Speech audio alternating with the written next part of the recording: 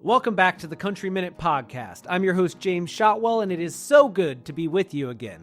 My guest this episode is Mackenzie Carpenter, who is one of the hottest songwriters in Nashville right now, and whose debut album, Hey Country Queen, arrives March 7th. Now, if you're unfamiliar with Mackenzie Carpenter's work, that's okay, I'll forgive you for now, but just know that by the end of 2025, she will, without a doubt, be one of the hottest names in country music. So today's conversation should be considered required listening, whether you're just a sometimes fan of country music or a diehard, because this woman is about to be everywhere, and I can think of nobody more deserving.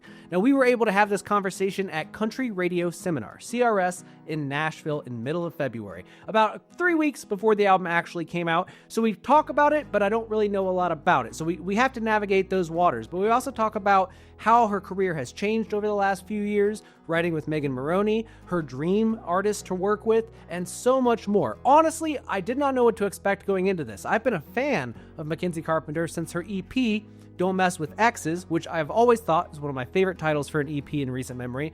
But this new album, from what I've heard, is going to take the whole thing to a new level. She is not your typical female in country. She is a force unlike any other, and in this conversation, I hope you get a small glimpse of all of her awesome power, okay?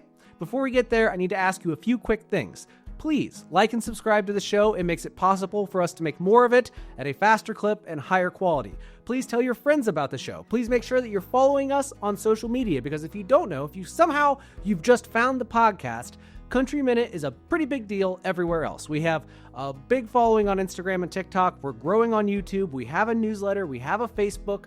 Find us out there and interact with us, especially because it's just me and my wife, Laura. We will see everything that you send our way, and we would love to engage with you. So please do that. And finally, if you're looking for something to do this summer, but you don't have money for a music festival, we're giving away a lot of tickets. Keep checking our socials. We just gave away one to Farewell Fest. We're giving some more to Cattle Country soon. I've got tickets for Lakes Jam and Country Jam and so much more coming up. So if you haven't followed us already, make sure you do that. All right. And lastly, one more reminder, Mackenzie Carpenter's debut album, Hey Country Queen, is coming out on March 7th, and you've got to listen to it. There's a red vinyl out there. I'm hoping to get one. I hope you get one as well. But for right now, sit back, relax, and enjoy my conversation with Mackenzie Carpenter. Back at CRS with the lovely Mackenzie Carpenter. How are you today? What's up? I'm so good. How are you? I'm great. How have you been managing the cold this week? Oh my goodness, I'm not about You're it. in a coat still. I can't take it off. I know. I'm like, is this a bad look? Because I'm like, I almost brought hand warmers. Is that dramatic? No, it is that cold. My fingertips hurt like coming over here this morning. But I literally was just in New York City, and it was not this cold. Really? And I had hand warmers, and I was like, these are honestly such a hack. I should use these in everyday life. But then I forgot them. Oh my gosh. Well, let's talk about what's going on right now. We are just over 2 weeks away from Hey Country Queen. Oh my gosh. That is the most exciting and stressful statement all in one. I know. I was going to ask you, like, how are you feeling? So I guess that's I'm so excited, but it's also, like it feels like, to me, I've been waiting my whole life, for this moment. So it feels like a long time coming, even though it's really not. Yeah. But I'm so excited for it to get out there and just to see what people feel about it and how they gravitate, like what songs they gravitate towards. And I'm most excited, but a little nervous. Oh, well, I love that. And I mean, I get what you mean. Don't Mess With Exes doesn't feel like it was just 2 years ago. I know, right? I was looking at that today. I was like, 2023, really? I could have swore at least 22. No, it feels like so much longer ago. Yeah. I know, I agree. And so then, I mean, Don't Mess With Exes, I know. Time has been weird, but Don't Mess With Exes is going to relive on the album, which is an exciting part because I love that song. I wasn't ready to let it go. I love that, though. I feel like that's an EP that kind of slipped under the radar for some people. So Thank now you. It's time for them to... Yeah, the two from the EP that are going to live on is Jesus, I'm Jealous and Don't Mess With Exes. Because I don't think they've had their full moment yet. They haven't. Yeah. They haven't. They have. And I think that some of these songs that we've heard so far are going to make people want more, so they won't even know it's an old song. Exactly. They'll be like, whoa, I've never even heard this. Hopefully, at least, right? Yeah. Well, how are you feeling in terms of, like, I know that you've spent the last, your lifetime getting ready for this. Yeah. So do you feel 2 weeks out that you're like, I'm ready for it to come out, I'm ready, or are you still scrambling? I definitely feel ready. Honestly, the hard part is technically over. Getting the visuals exactly right, getting the sound exactly right, picking the songs that I want to tell my story with. That's the most stressful part. And now that it's like packaged, like I got to see my first CD. Really? Not in person yet, but in a photo. I've seen a photo. And like, I can't wait to see the vinyl. It's red. I'm just like, there's a lot of little details that I'm really excited to get to see. But technically that hard part is over. And now it's like, okay, it's got to have a life of its own. You got to let it go like a baby. Let it fly. And we just got your new song with Midland last week. Yes. So what do you think? I mean, I love it. But also, I think Midland is they deserve Group of the Year like 5 years running. They are amazing. They're so good. They're so talented. They were such a hoot to work with. Like, we were trying to do different video things and I was just crying laughing. I couldn't keep it together because they're such jokesters. They kept talking about like Joanne's fabrics. That was just like, I don't know why, but it was so funny to me. I love that. How did you settle on Midland being the right fit for that song? Midland is a trio that I've always thought was amazing. I remember going to see them right in my hometown at the Georgia Theater when I was in high school and just being like... Back when they wore the suits? Yes. And everything? Their vibe, everything. It was just electric. They have such a presence to them. And then we're also label mates.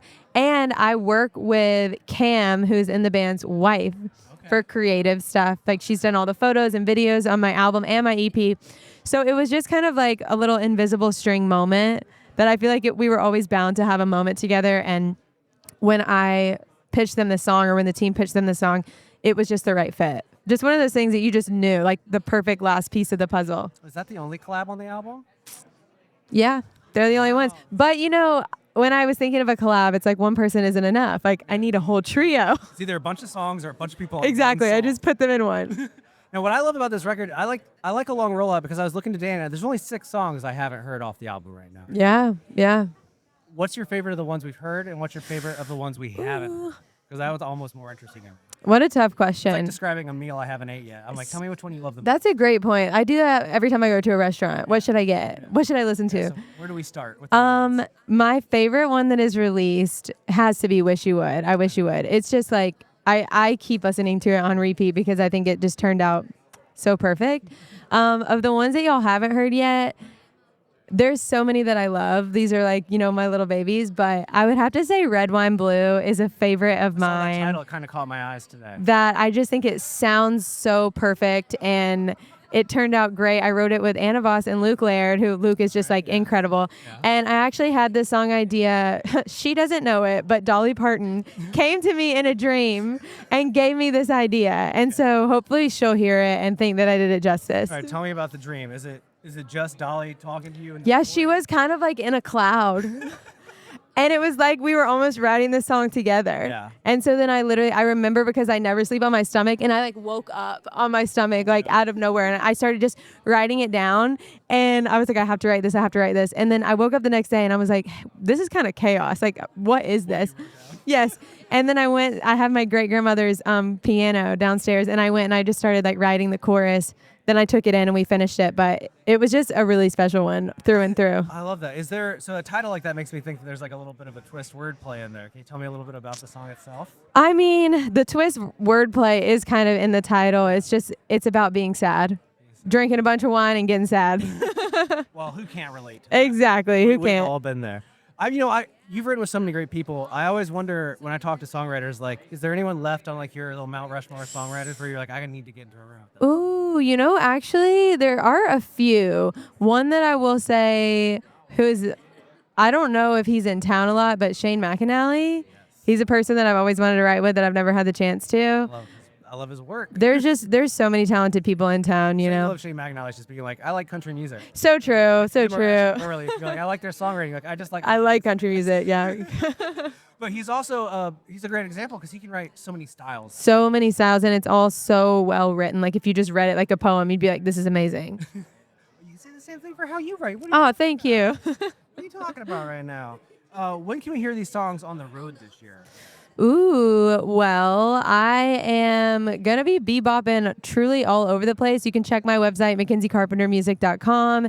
And I'm going to be hitting the road with Megan Maroney just in a couple months. So you can look us up where we're going to be. And then just literally all over. How did that dynamic between you and Megan, how did you guys meet? Megan and I met when she was at UGA, and I grew up a little bit outside of Athens. Mm-hmm. There's another songwriter artist in town named Kyle Clark who introduced us, and he was like, we should all just like write a song. So she came over to my parents' house. We literally on the back deck wrote a song, we just kept in touch over the years. She eventually moved to Nashville. I was living here. I moved to Nashville. She moved to Nashville. My brother moved to Nashville. And we all just like one day, our publishers wrote us down on a calendar, and me, her, and Ben and Micah all got together. And it was just like, I don't know, a confetti cannon like erupted in the room. And we were like, are we all, what's that scene? Like, did we just become best friends? We're like, whoa. We had so much fun, and we were writing like amazing songs. Yeah, and you wrote good songs. Not just you have fun. Exactly. Like, That's the key. That's the key. So it's been really fun getting to work with her, and she's been such a like, I don't know, just so nice to extend, tours, and like we did a duet together. She's been like so supportive of my journey. So that's why I was so curious, because it seems like a big part of learning to move around this area is finding your little community. Your crew, yeah. Like you guys have built a crew where you kind of each pick each other up. You help each other, yeah. I agree. And it's hard to find. So very hard to find. Like as silly as it sounds, it does. It just happens. You just find your people.